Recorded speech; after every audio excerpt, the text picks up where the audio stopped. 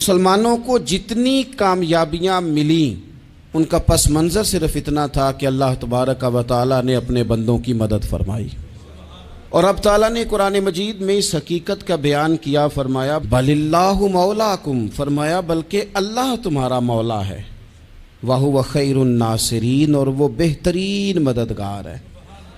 وہ جو رب تمہارا مولا ہے وہ بہترین مددگار ہے، اور اگر وہ مدد کرے تمہاری، سورہ آل عمران میں آگے جا کے ارشاد فرمایا اگر اللہ مدد کرے تو پھر تم پر کوئی غالب نہیں آ سکتا، اور اگر وہ تمہاری مدد چھوڑ دے تو پھر کوئی تمہاری مدد کر سکتا، کوئی مدد نہیں کر سکتا۔ بدر کی جنگ بھی اور فتح مکہ بھی رمضان المبارک میں ہوا ہے۔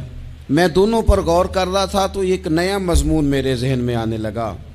بدر کی جو جنگ ہے اس میں بھی ایک عجیب انقلاب آیا ہے کہ 313 نے 1000 سے مقابلہ کیا، اور جن 1000 سے مقابلہ کیا وہ اسلحے سے لیس تھے، اور یہ جو 313 ہیں ان کے پاس 6 زرہیں، 8 تلواریں، چند گھوڑے، لیکن اللہ نے کامیابی دی تو خود رب نے بیان کیا کس طرح دی، فرمایا وَلَقَدْ نَصَرَكُمُ اللَّهُ بِبَدْرٍ وَأَنْتُمْ أَذِلَّةٌ۔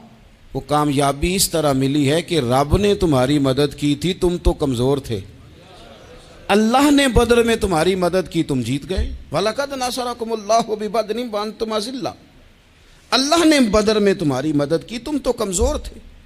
پھر فتح مکہ نصیب ہوئی تو اس میں بھی بہترین منصوبہ بندی نبی پاک علیہ السلام نے فرمائی، بہترین حکمت عملی حضور نے اپنائی، لیکن ہمیں جو اللہ رسول نے بات سمجھائی وہ کیا ہے؟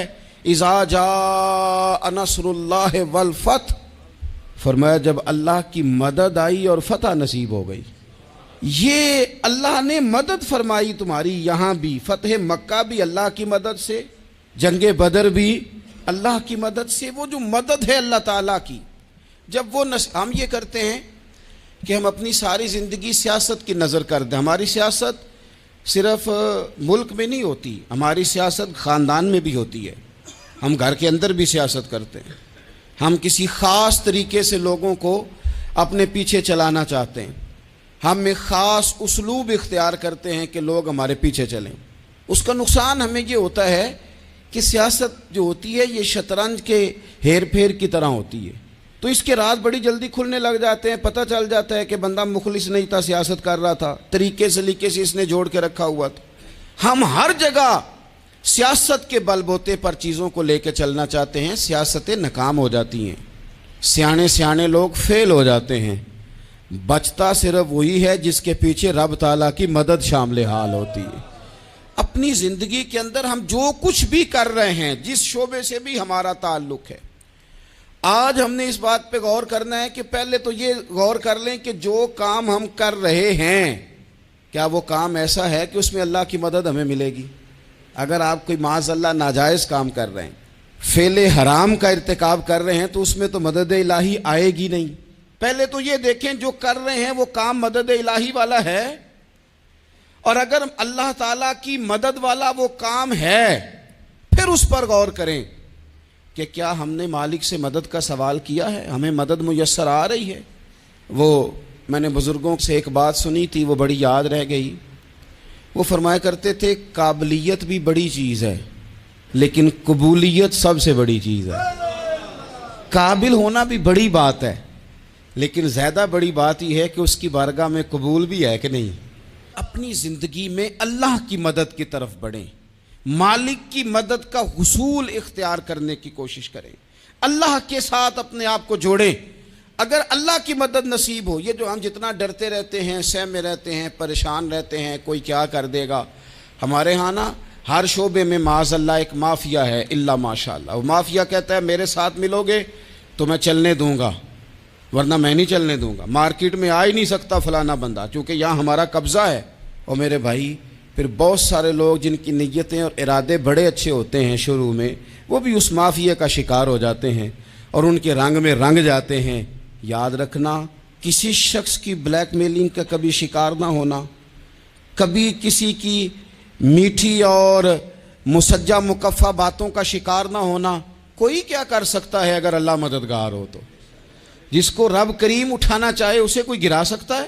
ہم یہ ڈرے ڈرے سہمے پریشان فیصلہ کرنے کی طاقت نہیں، مجھے چلنا چاہیے کہ نہیں، اٹھنا چاہیے کہ نہیں، کرنا چاہیے، اٹھ باندھ کمر کیوں ڈرتا ہے، پھر دیکھ خدا کیا کرتا ہے۔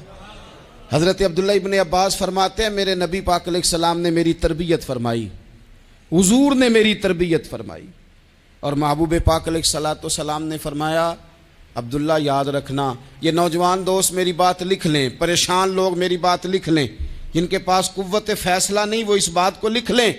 حضرت عبداللہ ابن عباس فرماتے ہیں میرے نبی پاک علیہ السلام نے مجھ سے فرمایا تھا عبداللہ سن، اگر ساری دنیا مل کے تیرا کوئی نفع کرنا چاہے کر نہیں سکتی جب تک میرے رب کی رضا نہ ہو، اور فرمایا ساری دنیا مل کے تیرا کچھ بگاڑنا چاہے تو عبداللہ بگاڑ نہیں سکتی جب تک رب کریم کی حکمت کا تقاضا نہ ہو۔ لوگوں سے ڈرنا، لوگوں کی طرف دیکھنا، ماحول دیکھ کے اپنے راہ کا تعین کرنا، ہر بندے کے خیالات کے مطابق ڈھلنے کی کوشش کرنا، فلانا نہ ناراض ہو جائے، فلانا نہ ناراض ہو جائے، وہ جس نے ہونا ہو جائے، بس رب رسول ناراض نہ ہو۔ اپنی زندگی میں اپنے مالک کو مولا جان کے، بل اللہ مولاکم، اللہ تمہارا مولا ہے، وَهُوَ خَيْرُ النَّاصِرِينَ، وہ بہترین مددگار ہے۔ توجہ جب بھی کریں رب کی جانب کریں، اپنے دل کا قبلہ درست رکھیں، سوچوں کے زاویے سیدھے رکھیں۔ میرے بھائی مالک جب بندوبست کر دے نا، جب مالک بندوبست کر دے پھر ایسا بندوبست کرتا ہے کہ لوگوں کے پاس نا چارہ نہیں رہتا۔